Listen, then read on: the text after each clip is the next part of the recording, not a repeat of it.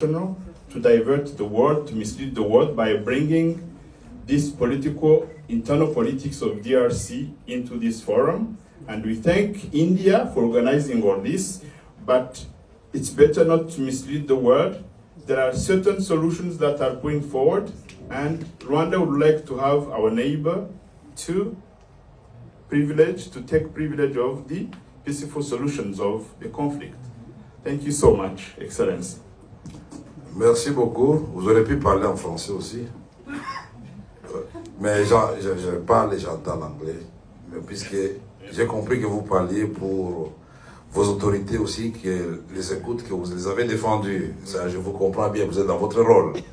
Mais vous savez très bien que depuis 1994, s'est passé une tragédie au Rwanda, le génocide. Nous avons tous condamné ce génocide en présence des troupes des Nations Unies au Rwanda. Et la République démocratique du Congo, vous êtes d'accord avec moi, n'était pas impliquée dans le génocide. Ça, nous sommes d'accord. Est-ce que le Congo a fait le génocide au Rwanda? Mais quand même, vous souvenez Non, que... je pose la question d'abord. Se souvenir, c'est autre chose. Je dis, est-ce qu'au déclenchement du génocide, la République démocratique du Congo était au Rwanda? C'est non. Et c'est au contraire... La force congolaise n'a pas été aux côtés des génocidaires avant? Non, vous savez que quand vous parlez... Non, madame, asseyez-vous, s'il vous plaît. Vous savez que quand vous parliez, je vous laisse... Non, please. C'est très intéressant, madame. Vous avez peur de quoi? La vérité est claire, pas comme l'eau des roches. Tout le monde sait très bien que le Congo est victime de sa politique de l'hospitalité. Quand on a tué les gens au Rwanda, et quand les Tutsis ont voulu se venger, 2 millions de personnes ont traversé notre frontière commune. Je ne suis pas en train de raconter des histoires. Et sont venus dans les provinces du Nord et du Sud Kivu. En présence, s'il vous plaît, des troupes des Nations Unies qui étaient là-bas. Qui auraient pu, à ce moment-là, séparer les civils et les militaires et désarmer les militaires avant d'entrer sur le territoire congolais.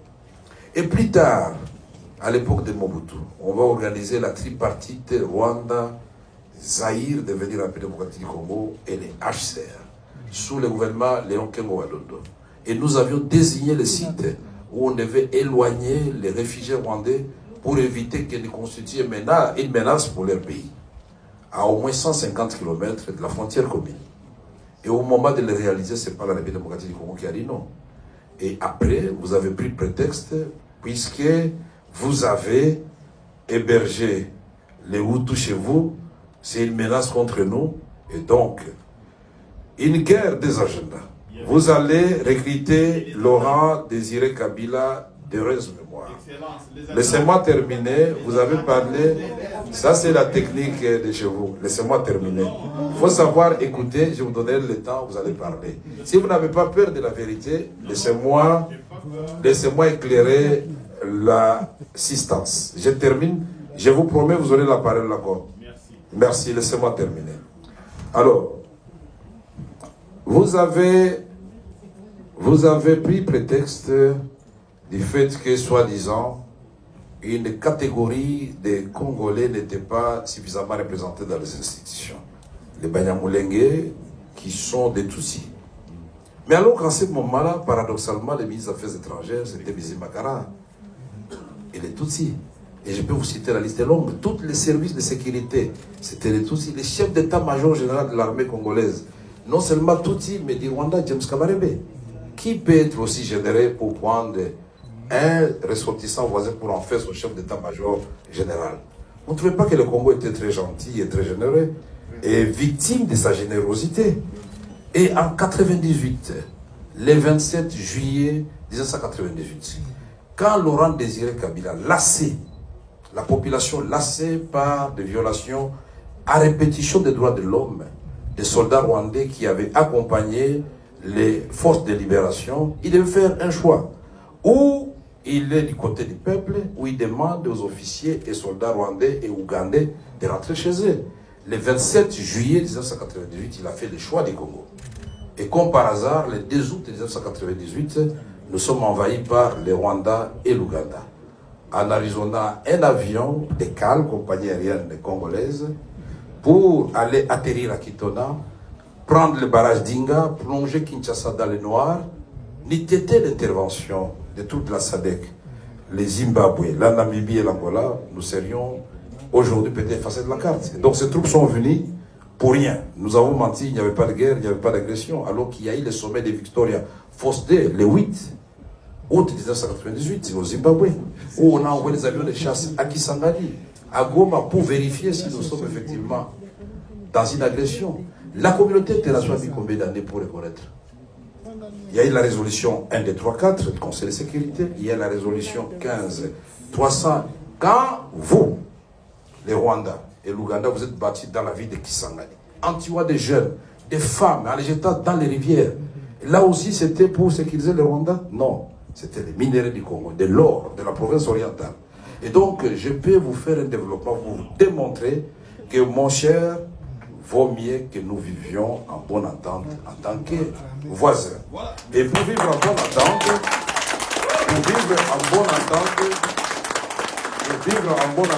nous devons nous dire la vérité. La vérité n'a pas de lieu ni de temps. S'il faut dire la vérité en Inde, à l'occasion de ce conclave, il faut dire la vérité.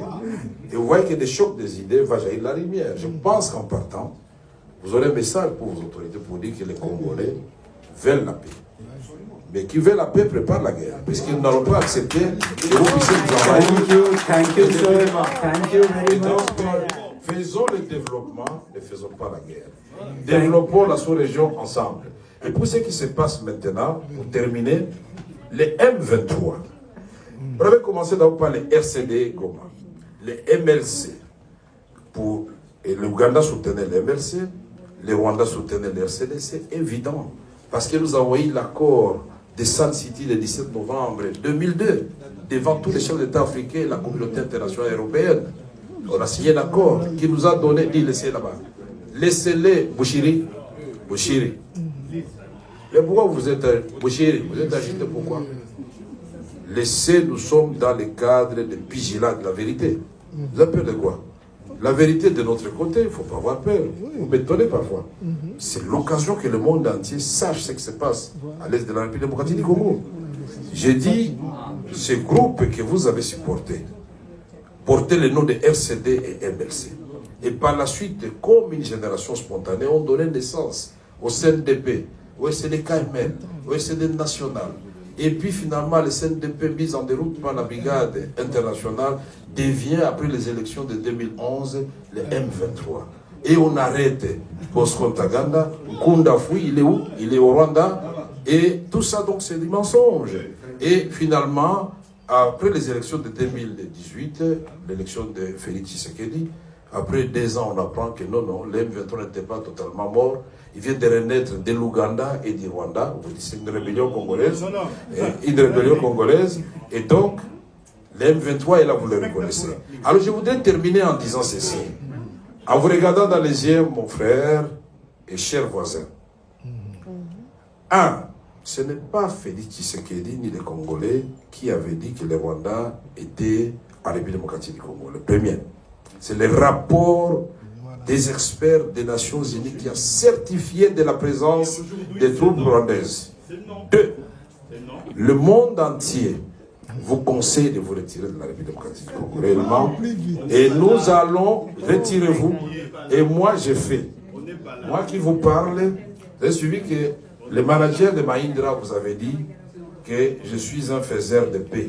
Effectivement, au mois de septembre, j'ai terminé le 27 septembre 2022, j'ai fait la tournée de toutes les zones de guerre de la République démocratique du Congo, y compris Bunagana, Rutshuru et partout là-bas. Et nous vous avons proposé un plan de paix et non un plan de guerre. Et si vous ne voulez pas reconnaître que vous nous avez agressés, si vous avez pas agressé, donc le diagnostic, s'il est déjà biaisé dès le départ, on ne trouvera pas la thérapeutique. Soyons panafricanistes, comme vous l'avez dit, l'Afrique doit aimer l'Afrique. Le Rwanda, géographiquement, Et sur le plan historique, personne ne va le déplacer.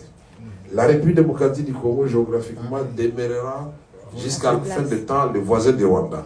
Alors, d'après vous, quel est le modèle qui peut nous inspirer? C'est le modèle de la France et de l'Allemagne.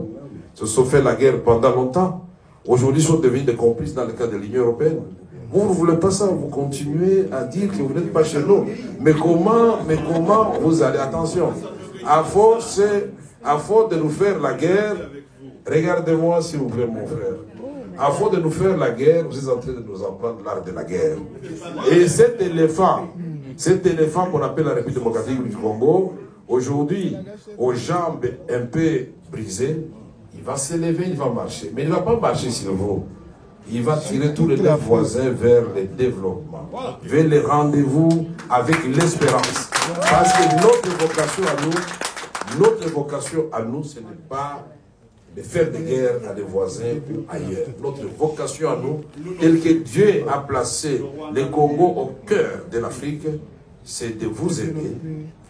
Là où vous êtes défaillant sur le plan des ressources naturelles, à vous amener dans le cadre d'une coopération mutuellement avantageuse, à vous sentir à l'aise. Votre semblant d'épanouissement